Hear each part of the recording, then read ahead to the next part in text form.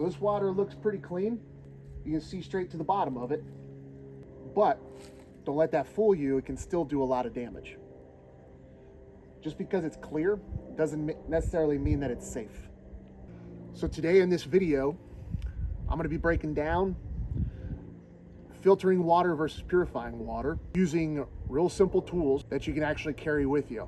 And I'm going to give you simple rules plus cold weather and wet weather caveats that most people don't talk about. Because in the field, hydration is a must. And mistakes when it comes to your drinking water doesn't just make you uncomfortable, but it can put you in the hospital. Clear water can still be dangerous because just one drop can carry bacteria such as E. coli or Giardia, as I like to call them, the hot poops, or Cryptosporidium, or the norovirus, or what have you, right? Right over the horizon, we have farm. We have a farm, so we can have agricultural runoff. And then we have horses, so then we can have potential of animal waste as well upstream. Worst case scenario, if we're hiking or whatnot, water's flowing this way, someone upstream could be relieving themselves into the water. And we don't know that. We don't know what's going on upstream. There could be a dead animal of some sort as well. So regardless of where you're at, always ensure that you take the proper precautions prior to ingesting the water. I like to just go with worst case scenario. Even if I'm, or regardless of where I'm at, what's the worst thing that could happen to me, and I try to mitigate that. But you're not going to be able to smell them. You're not going to be able to taste them. You're definitely not going to be able to see them, and you won't know it until it's too late. Okay. So remember that filtering only removes contaminants by size. Okay. Filtering removes sediment, bacteria, protozoa, but it doesn't remove viruses. Only purifying can take care of viruses. And especially if humans or animals are upstream, viruses are a huge concern. And when it comes to filters, most filters work at a 0.1 micron level, but viruses are much smaller than that. All right, so the first tool that we're going to discuss is the Grayl. The Grayl is a filter and a purifier. The Grayl is a true purifier, not just a filter. I love this thing. It's the only one that I trust for myself and for my daughter when we go hiking in the backcountry. This is what I use to purify water. I top her off. I top myself off. This is what I truly trust the most. The Grayl will remove sediment, will remove bacteria, protozoa, viruses, and it's a fast one-step system where, and the way that it works is you have two containers of sorts. In one container, you put your contaminated water, and then just like a French press with your filter cartridge, you press through, and then the clean water fills up the container here. Its limitation is that it does require a little bit of physical strength. Easy way to do this is I pop the top to let air escape, and then I just put it underneath me and use my body weight to press it down. The cartridge life is finite, meaning that you're going to have to replace this every so often. Every time I come back from the backcountry, I just go ahead and replace it. Maybe I don't have to, but that's just my standard operating procedure. In colder weather, it's going to be a lot slower as far as the pressing. And in freezing temperatures, it can damage the internal media, meaning the cartridge on the inside, as it freezes, ice expands, it could damage the filter and render this worthless. So if this freezes after use, assume it's compromised. Keep it inside your tent, keep it somewhere warm so it doesn't freeze. All right, so the next filter that we're going to discuss, that I'm going to showcase, is the Sawyer. This is a Sawyer mini filter. In the way that this works is it's just a one flow valve. All right, it's set up, or it's simple, no setup. This particular one came with one of these little bottles, which I thought is pretty neat. But a lot of them just come with these bags, right?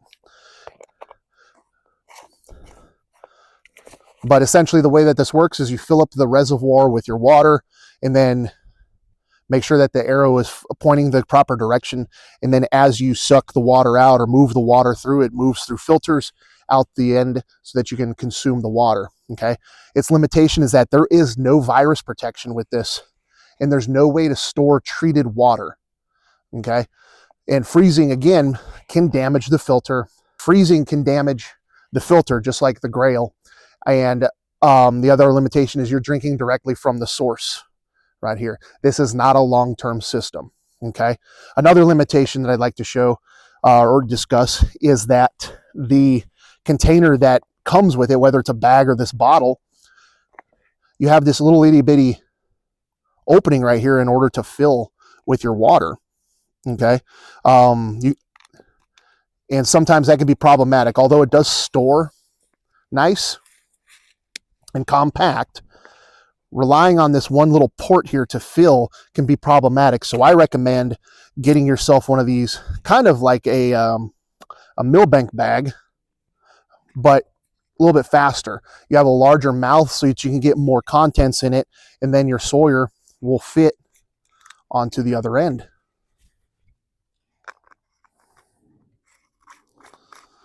So just a little bit quicker and a little bit more efficient. Okay.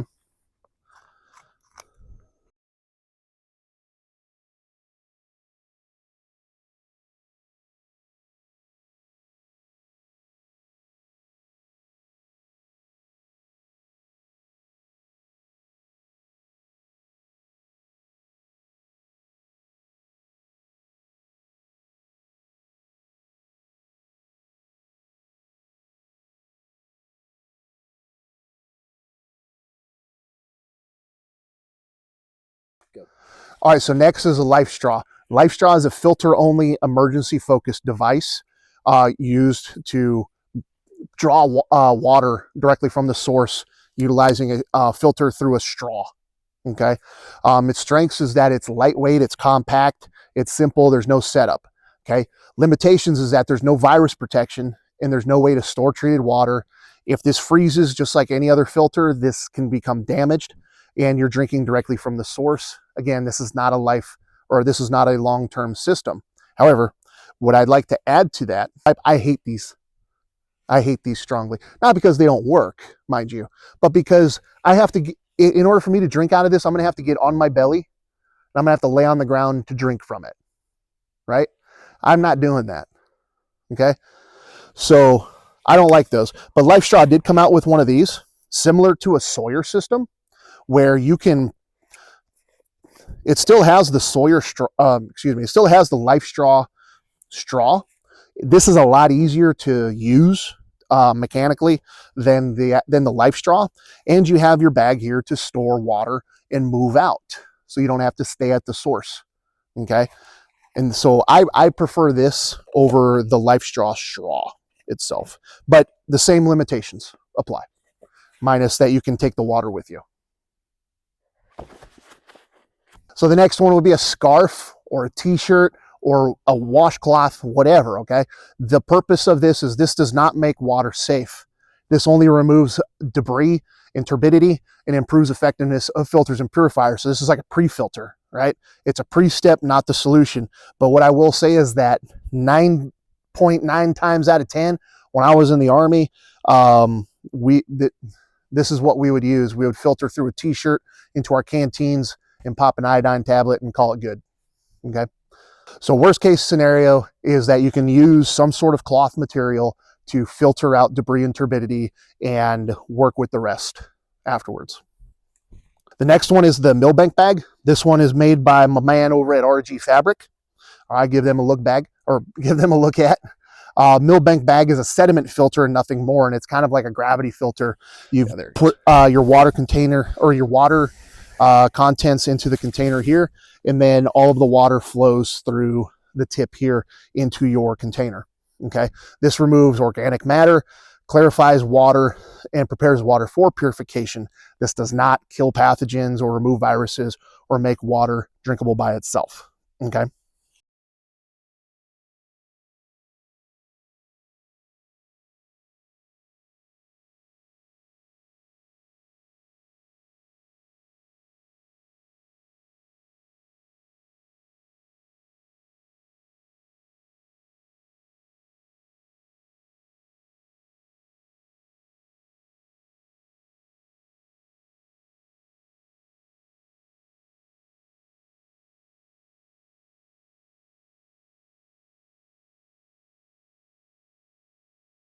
All right, then the last one to talk about are iodine tablets. In the military, we would always carry iodine tablets with us. This is what we use 9 times out of 10 when it came to our water sources, and we're drinking a bunch of swamp water, filtering it out, dropping some iodine tablets in order to consume it safely. There are instructions, so I don't have to go over it. Just make sure you read the instructions on the back so that you do it safely and properly. Where these come into play, one is if you're in an environment where you can't have a fire because the legal ordinances of that area have a burn ban in effect, or you're in a tactical environment, or it's wet. You're in a wet environment and you just can't build a fire in order to burn, or excuse me, in order to boil your water. So iodine would be an effective alternative to that. Okay. So iodine tablets are really good at removing bacteria and viruses. However, its limitations are that it doesn't get rid of protozoans or large parasites or chemical contents that might be in the water, and also it doesn't clear up the water at all either, but that's a given. But at the end of the day, if you're in doubt, always boil. Okay, get yourself a stainless steel container. They make them for Grayls, but I have my old trusty canteen cup from the Army days, never failed me. Fill it up with water, boil it. And I don't mean just wait for the little bubbles to appear, a rolling boil, okay? The kind of boil to where you stir it and you don't disrupt the bubbles. And you need to check with CDC guidelines for how long to boil the water for at your elevation. Right here in Kentucky, we're about 650 feet above sea level, thereabouts. We're under 700. And so we have to boil the water for 1 minute in order to effectively neutralize anything harmful in the water. The higher elevations you go, you're going to have to go for longer. Okay, so just check in your area for the recommended guidelines of how long to boil your water. Again, limitation to that though is if it's wet outside, or from a downpour or wet climate, you're not going to be able to make a fire. Or if you're in an area in a burn ban, you won't be able to make a fire. So that's why we always have backups in order to create redundancy and to react to those circumstances. So let's talk about wet weather and cold weather realities. In cold weather slows down everything. Okay, chemical reactions will take longer. Your press systems require more force, and your filters will freeze and fail silently. If it freezes after use, assume failure. Some wet weather caveats: rain increases contamination. Runoff pulls waste into streams, animal droppings wash downhill, and sediment clogs natural filters. A rule for that: after heavy rain, purification becomes more important, not less. So here's some simple rules that keep you alive. Rule number 1, clear does not equal clean. Rule number 2, filter removes dirt, and purify stops diseases. Rule number 3, humans or animals upstream, purify. Cold slows treatment, adjust time and storage. And rule number 5, when in doubt, boil. So remember, clear water can still kill you, but only if you misunderstand it. Use the right tool for the right job. Respect cold and wet conditions, and never confuse clarity with safety. So drop a comment with the system that you carry, and make sure that you subscribe to the channel, because more survival fundamentals are coming. And furthermore, if you enjoy content like this and you want to get more hands-on training and more one-on-one opportunities, make sure that you go to my school, Wilderness Mastery School, on school.com. I'll drop a link in the description. On there, I break down every survival craft down to the finest details in modules with downloadable resources and skill challenges every month, and after action reviews where we as a community come together and talk about what works or what didn't work. So check in the description for that and come take a look at that and join our community.